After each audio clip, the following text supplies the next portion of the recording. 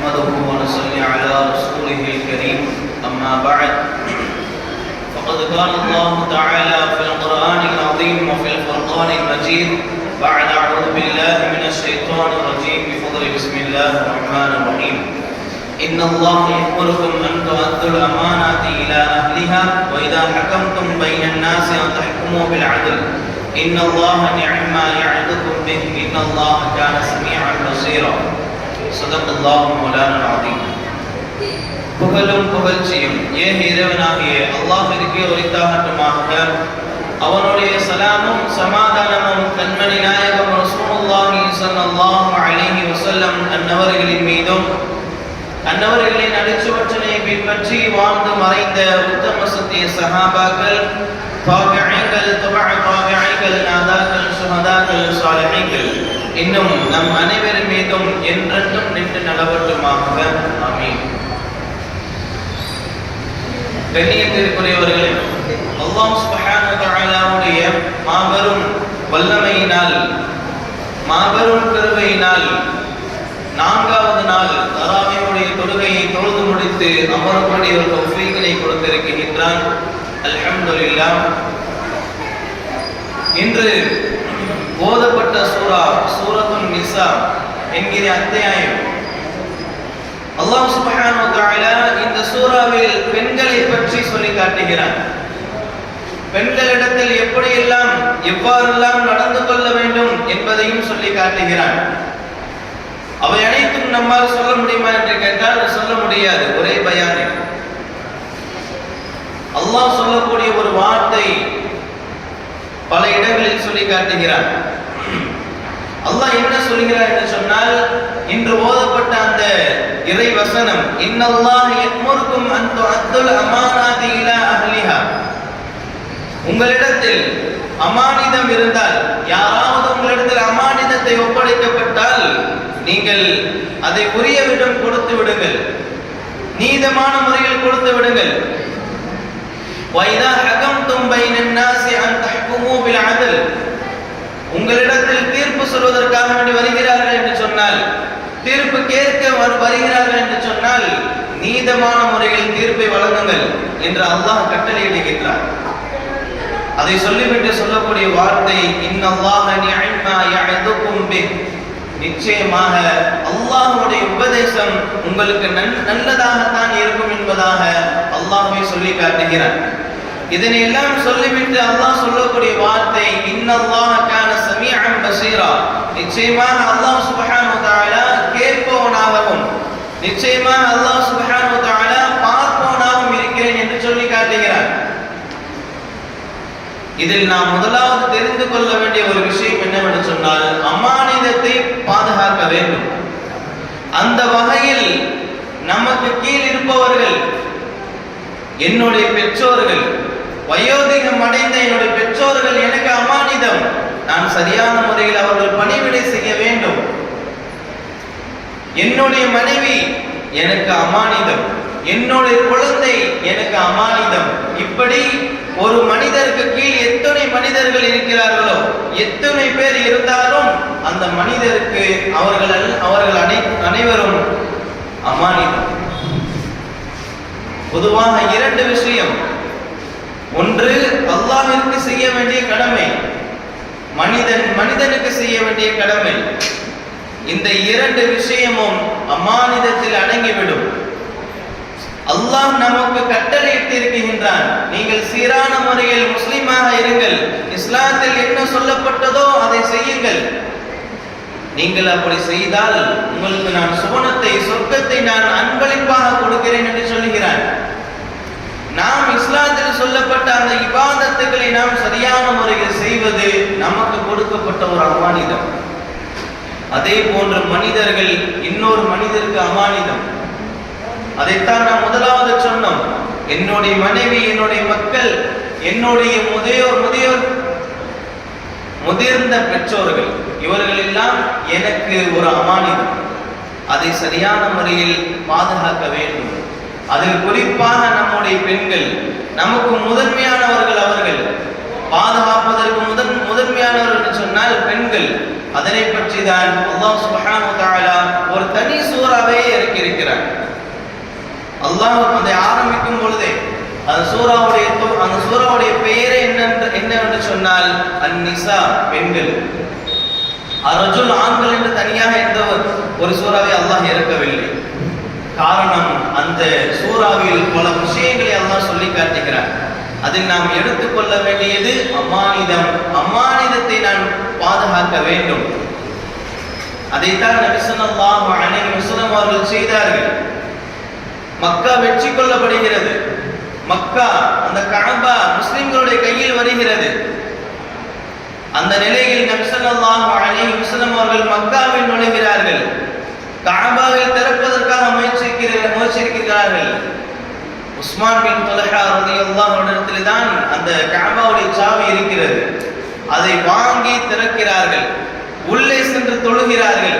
தொழுதுவிட்டு வெளியே வந்தவுடன் சஹாபாக்கள் எல்லாம் சொன்னார்கள், இந்த சாவியை, கஅபாவுடைய இந்த சாவியை நீங்கள் எடுத்துக் கொள்ளுங்கள், நீங்களே வைத்துக் கொள்ளுங்கள் என்பதாக சஹாபாக்கள் எல்லாம் சொல்லும் பொழுது அவர்கள் நாடு இருந்தால் அப்படி செய்திருக்கலாம். காரணம், அந்த ஏரியா, அந்த முழுவதும் முஸ்லிம்களுடைய கையில் இருக்கிறது, நபியுடைய கையில் தான் இருந்தது. ஆனால் அவர்கள் அவ்வாறு செய்யவில்லை. அந்த சாவி யாரிடத்தில் இருக்கிறது? உஸ்மான் பின் தொல்ஹா. அவர் முஸ்லிமாக ஆகவில்லை அந்த சமயத்தில். இருந்தாலும் கூட ஒரு முஸ்லிம் அல்லாதவர் தான். அவரிடத்தில் அமானிதமாக கொடுக்கப்பட்ட அந்த சாவியை திரும்ப அவரிடத்திலே கொடுத்தார்கள். கொடுத்துவிட்டு சொன்னார்கள், இந்த சாவி உங்களுக்கும் உங்களுடைய சந்ததியினரிடத்திலும் நிலைத்திருக்கும் என்பதாக சொன்னார்கள். இன்று வரையிலும் கஅபாவுடைய சாவி யாருடைய கையில் இருக்கிறது என்று சொன்னால் உஸ்மான் பின் தொல்ஹா ரலியல்லாஹு அன்ஹு சந்ததியருடைய கையில் தான் இருக்கிறது. அவருடைய கையில் இருந்தது காரணம், அங்கே முதலாவதே நபி ஸல்லல்லாஹு அலைஹி வஸல்லம் அவர்கள் அமானிதத்தை பாதுகாத்தார்கள். அந்த அமானிதமான அந்த பொறுப்பை, அந்த சாவியை அவரிடத்திலே திரும்ப கொடுத்து விட்டார்கள். அவருடைய உம்மத்தாகிய நாம் எப்படி இருக்க வேண்டும் என்பதை நாம் சிந்தித்து பார்க்க வேண்டும்.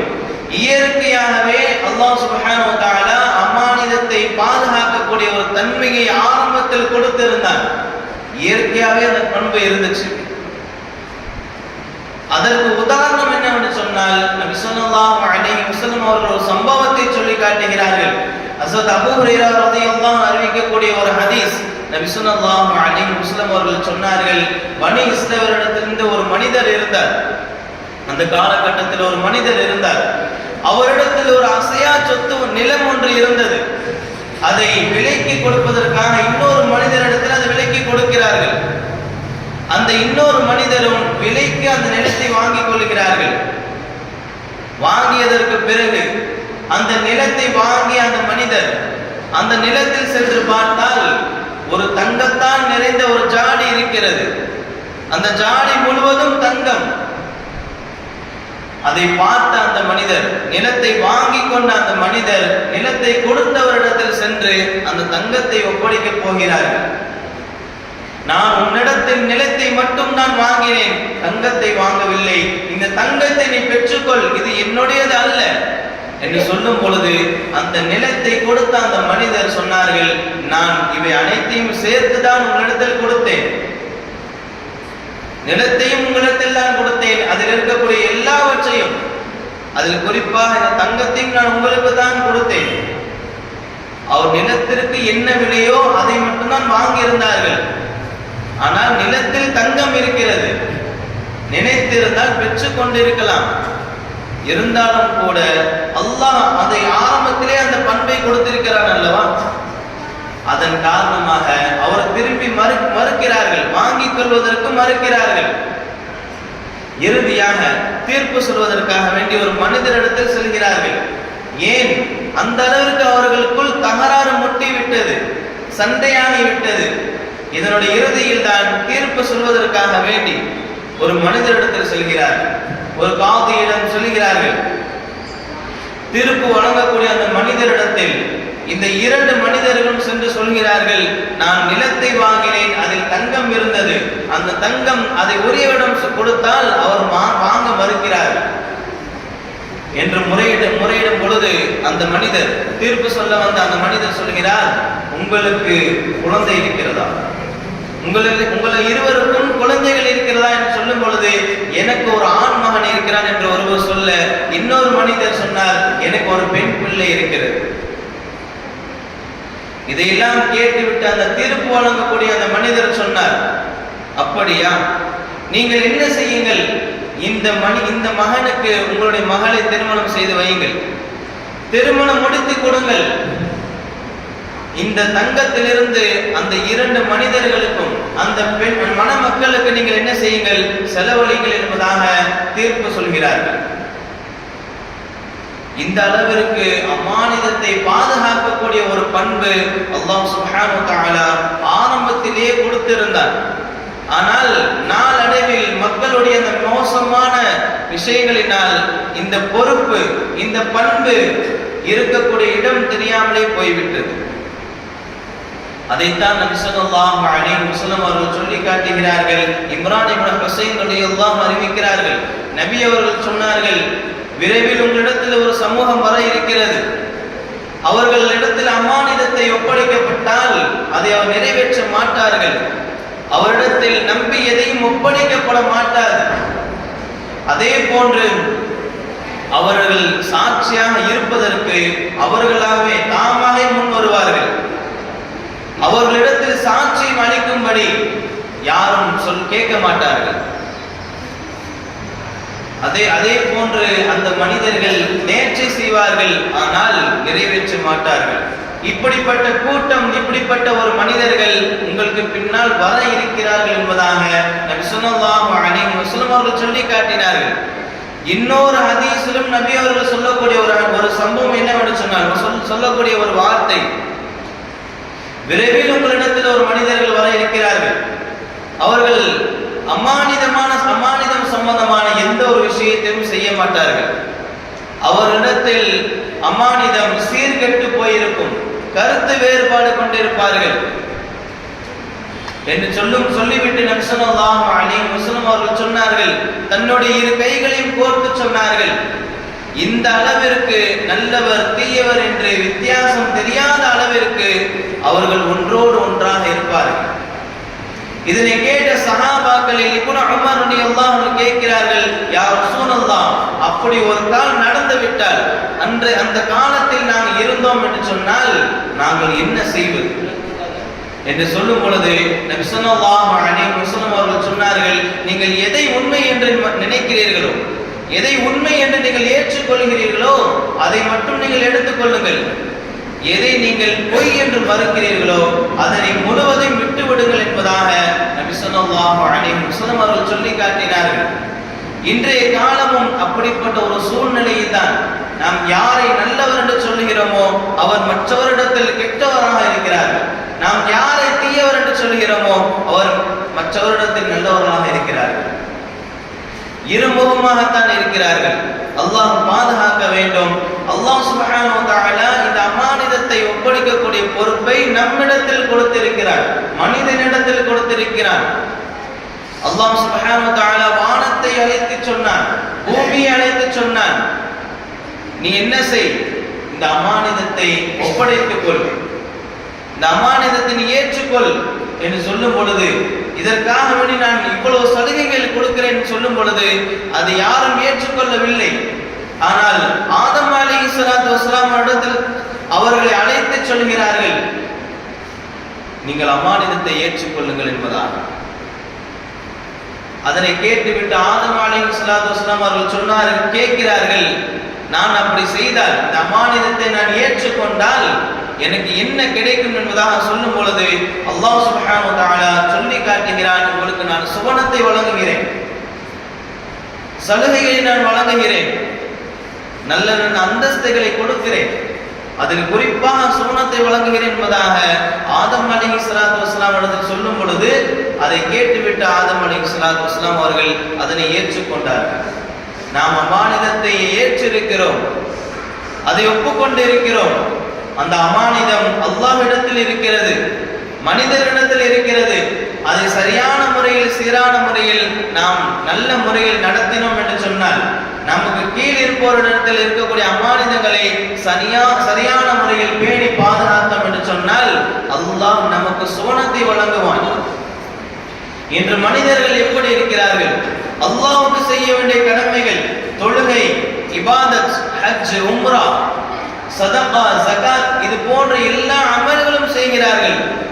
ஆனால் மக்களுக்கு செய்ய வேண்டிய கடமை, வியாபாரங்களில், கொடுக்கல் வாங்கலில் சரியான முறையில் இருக்கிறார்களா? அவர்கள் எதை விலை வைத்து விற்கிறார்களோ அது தரமான பொருளாக இருக்கிறதா என்பதையெல்லாம் நாம் நல்ல சற்று சிந்தித்து பார்க்க வேண்டும். காரணம், நமக்கு முன்னால் வாழ்ந்தவர்கள் அந்த அளவிற்கு அமானிதத்தை ஏற்றுக்கொள்பவர்களாக, அதை ஒப்புக்கொள்பவர்களாக, அதை நிறைவேற்றுபவர்களாக இருந்திருக்கிறார்கள். அன்றைய காலத்தில் ஷாம் தேசத்தில் ஒரு பிரபல்யமான ஒரு கடைவீதி இருந்தது. அதனுடைய பெயர் மதஹ் பாஷா என்று அழைக்கப்படக்கூடிய ஒரு பிரபல்யமான ஒரு கடைவீதி. அந்த கடைவீதியில் பல கடைகள் இருக்கிறது. யாராவது வெளியூர் செல்வதாக இருந்தால், யாராவது ஹஜ் செல்வதாக, உம்ரா செல்வதாக இருந்தால் அவர்களிடத்தில் வைத்திருக்கக்கூடிய உயர்தரமான பொருட்கள், அதே போன்று பணம், காசுகள் எல்லாம் இந்த மதஹ் பாஷா என்ற கடைவீதியில் இருக்கக்கூடிய கடைகளில் ஏதாவது ஒரு கடையில் ஒப்படைத்து விட்டு செல்வார்கள். அப்படி ஒப்படைத்து விட்டால் அதை அவர்கள் மறுக்காமல் திருப்பி முழுமையாக கொடுத்து விடுவார்கள், நேர்மையான முறையில் கொடுத்து விடுவார்கள். இதன் காரணமாக அந்த கடைவீதிக்கு என்று ஒரு தனி புகழ் இருந்தது. இந்த நிலையில் ஒரு முதியவர், ஒரு பெரியவர் ஒரு கடைக்கு செல்கிறார். அந்த மதஹ் பாஷா என்ற அந்த கடைவீதியில் இருக்கக்கூடிய ஒரு கடையில் சென்று தான் வைத்து இருக்கக்கூடிய 3000 திர்ஹத்தை அமானிதமாக ஒப்படைக்கிறார்கள். நான் ஹஜ் செய்ய வேண்டும், செய்துவிட்டு வருகிறேன், அதுவரையிலும் இதை நீங்கள் அமானிதமாக வைத்திருங்கள், வந்த உங்களிடத்தில் நான் பெற்றுக்கொள்கிறேன் என்பதாக சொல்லிவிட்டு அந்த மனிதர் ஹஜ்ஜுக்கு செல்கிறார்கள். சில மாதங்கள் கழித்து பொறுமையாக அந்த மனிதர் வருகிறார்கள். மதஹ் பாஷா அந்த கடைவீதிக்குள் உள்ள நுழைகிறார்கள். தான் எந்த கடையில் கொடுத்தோமோ அந்த கடையில் தான் வாங்குகிறோம் என்று நினைத்து வேறு ஒரு கடையில் சென்று கேட்கிறார்கள். ஆனால் அந்த கடையில் ஆள் இல்லை, கடையின் உரிமையாளர் இல்லை. இந்த நிலையில் பக்கத்தில் இருப்பவரும் கேட்கும் பொழுது சற்று நேரத்தில் வந்து விடுவார், நீங்கள் அமருங்கள் என்று சொல்கிறார்கள். அந்த கடையின் உரிமையாளரும் வருகிறார்கள். வந்தவுடன் கேட்கிறார், நான் உங்களிடத்தில் ஒரு பணத்தை கொடுத்தேன், அதை எனக்கு மீண்டும் கொடுத்து விடுங்கள். அமானிதமாக உங்களிடத்தில் நான் கொடுத்தேன், அதை எனக்கு கொடுத்து விடுங்கள் என்பதாக சொல்லும் பொழுது அந்த மனிதருக்கு சந்தேகம், இந்த மனிதர் என்னிடத்தில் கொடுத்தார்களா இல்லையா? கொடுத்திருந்தால் சந்தேகமே அல்ல. ஆனால் இவர் வேறு கடைக்கு சென்று கேட்கிறார்கள் மறதியின் காரணமாக. அந்த கடைக்காரர் சந்தேகத்தின் காரணமாக கேட்கிறார்கள், உங்களுடைய பெயர் என்ன என்பதாக. தன்னுடைய பெயரை அவர் அந்த ஹாஜி சொல்கிறார்கள். நீங்கள் எதில் கொடுத்தீர்கள் என்னிடத்தில்? ஒரு சிகப்பு நிற பையில் கொடுத்தேன். எவ்வளவு ரூபாய் கொடுத்தீர்கள்? 3000 திர்ஹம் உங்களிடத்தில் நான் கொடுத்தேன். எந்த நாளில் என்னை சந்தித்து கொடுத்தீர்கள்? இந்த நாளில் நான் சந்தித்து கொடுத்தேன் என்பதாக அந்த கடையின் உரிமையாளர் என்னென்ன கேள்விகள் கேட்கிறார்களோ அந்த கேள்வி அனைத்திற்கும் அந்த ஹாஜி பதில் தருகிறார்கள். நீங்கள் இங்கே அமருங்கள், உங்களுக்கு உணவு கொண்டு வரப்படும், அதை சாப்பிடுங்கள், நான் இதோ வந்து விடுகிறேன் என்பதாக அந்த மனிதர் சென்று விடுகிறார். அந்த கடையின் உரிமையாளர் இந்த ஹாஜி சாப்பிட்டு முடிப்பதற்கு முன்பதாகவே அந்த கடையின் உரிமையாளர் வந்து பணத்தை ஒப்படைக்கிறார்கள். அந்த ஹாஜி திறந்து பார்க்கிறார்கள். திறந்து பார்த்தால் 3000 ரூபாய் திர்ஹம் இருக்கிறது, சரியான முறையில் இருக்கிறது. அல்ஹம்துலில்லாஹ் என்று சொல்லி அந்த கடையின் உரிமையாளருக்கு நன்றி செலுத்திவிட்டு வெளியே வருகிறார்கள். ஒரு 4 அடி எடுத்து வைக்கிறார்கள். ஒரு கடையில் பார்க்கிறார்கள், மிகவும் ஆச்சரியம். அவர்கள் எதை கொடுத்து விட்டு சென்றார்களோ அந்த கடை அந்த இடத்தில் தான் இருக்கிறது. அந்த கடையில் சென்று சலாம் சொல்கிறார்கள். அந்த சலாத்திற்கு பதில் சொன்ன அந்த கடையின் உரிமையாளர் கேட்கிறார், உங்களுடைய ஹஜ்ஜுடைய அந்த பயணம் எல்லாம் நன்றாக அமைந்ததா என்று கேட்கும் பொழுது அல்ஹம்துலில்லாஹ் நன்றாகத்தான் அமைந்தது. இதனை கேட்டுக்கொண்ட அந்த கடையின் உரிமையாளர் அந்த பணத்தை இந்த மனிதரிடத்தில் கொடுக்கிறார்கள். இந்த மனிதருக்கு மிகவும் ஆச்சரியம். முன்னதாக நாம் ஒரு கடையின் உரிமையாளரிடத்தில் இருந்து நாம் பணத்தை பெற்றுக்கொண்டோம். ஆனால் நாம் அந்த கடையின் கொடுக்கவில்லை, இருந்தாலும் கூட அவர் என்னிடத்தில் சரியான முறையில் கொடுத்திருக்கிறாரு என்ற ஒரு ஆச்சரியம். அந்த கடையின் உரிமையாளரிடம் சென்று கேட்கிறார்கள், ஏன் இப்படி செய்தீர்கள்? நான் தான் உங்களிடத்தில் நான் பணத்தை கொடுக்கவில்லையே, அப்படி இருக்க நீங்கள் எப்படி என்னிடத்தில் பணத்தை கொடுத்தீர்கள் என்று சொல்லும் பொழுது அந்த கடையின் உரிமையாளர் சொன்னார், இந்த கடைக்கென்று, இந்த கடை வீதிக்கென்று ஒரு தனி புகழ் இருக்கிறது. அதற்கெல்லாம் காரணம், இந்த கடை வீதியில் எந்த பொருளை நாம் ஒப்படைத்தோமோ அதை சரியான முறையில் நேர்மையான முறையில் பெற்றுக் கொள்ளலாம். நீங்கள் சொல்வதை நான் கேட்கும் பொழுது நீங்கள் யார் என்றே எனக்கு தெரியாது, ஆனால் நீங்கள் சொல்வதை நான் கேட்கும் பொழுது நீங்கள் இந்த ஊருக்கு புதியவர். நீங்கள் இந்த இடத்தில் இருந்து நீங்கள் செல்லும் பொழுது நீங்கள் இந்த கடைவீதியில் ஒப்படைத்த அந்த பணத்தை கொண்டு செல்லாமல் விட்டால் உங்களுடைய மனம் மிகவும் நொந்து போய்விடும். நீங்கள் உங்கள் குடும்பத்தில் சென்று சொல்வீர்கள், இந்த கடைவீதியில் என்னுடைய பணம் திருடு போனது என்பதாக. அதே சமயத்தில் அல்லாஹ் சொல்லுகின்ற ஒரு வசனம் என்னுடைய மனதில் தோன்றியது. அது என்ன வசனம்? فَإِنْ أَمِنَ بَعْضُكُمْ بَعْضًا فَلْيُؤَدِّ الَّذِي اؤْتُمِنَ أَمَانَتَهُ وَلْيَتَّقِ اللَّهَ رَبَّهُ. உங்களில் சிலருக்கு காப்பகமாக பொருளை ஒப்படைத்தால், அமானிதமான முறையில் பொருட்களை ஒப்படைத்தால் அதை ஒழுக்கமான முறையில் கொடுத்து விடுங்கள். எதை கொடுத்தார்களோ அதை ஒழுக்கமான முறையில் கொடுத்து விடுங்கள். வல்யத்தகில்லாஹ ரப்பா, நீங்கள் அல்லாஹ்வை அஞ்சிக் கொள்ளுங்கள், அல்லாஹ்வை பயப்படுங்கள் என்பதான அந்த இறை வசனம் என் மனதில் தோன்றியது. பிறகு நான் என்ன செய்தேன்? என்னிடத்தில் 1000 ரூபாய் 1000 திர்ஹம் தான் இருந்தது. இந்த 2000 திர்ஹத்தை நான் கடனாக பெற்று உங்களிடத்தில் நான் ஒப்படைத்தேன் என்பதாக சொன்னவுடன் அந்த ஹாஜிக்கு மிகவும் நெகிழ்வுற்றது. அல்ஹம்துலில்லாஹ் என்று சொல்லி அந்த கடையின் உரிமையாளரிடத்தில் நன்றி செலுத்திவிட்டு அங்கிருந்து புறப்பட்டு விட்டார்கள். இந்த அளவிற்கு அமானிதத்தை பேணி பாதுகாப்பவர்களாக, அமானிதத்தை ஒப்படைக்கப்பட்டால் சரியான முறையில் திரும்ப கொடுப்பவர்களாக, நேர்மையான முறையில் ஒப்படைப்பவர்களாக நமக்கு முன்னால் இருந்திருக்கிறார்கள். அதை விடவும் பிரபலமான ஒரு சம்பவம் என்ன தெரியுமா? நம் எல்லோருக்கும் தெரியும். ஹஸரத் உமர் ரலியல்லாஹு அவருடைய ஆட்சி காலம். அவர் நகர்வலம் வந்து கொண்டிருக்கிறார்கள். அப்பொழுது ஒரு வீட்டில் ஏதோ ஒரு சத்தம், யாரோ பேசிக் கொண்டிருக்கிறார்கள். என்ன என்பதை கேட்க செல்கிறார்கள். அங்கே சென்றால் ஒரு தாயும் ஒரு மகனும் பேசுகிறார்கள். நாம் பால் விற்பனை செய்கிறோம், அதில் தண்ணீர் ஊற்றி கலந்து விற்பனை செய்தால் நல்ல லாபம் கிடைக்கும் என்பதாக அந்த தாய் சொல்லும் பொழுது அந்த மகள் சொன்னால், இது யாருடைய ஆட்சி காலம்? உமர் ரலியல்லாஹு அன்ஹு ஆட்சி காலம் அல்லவா?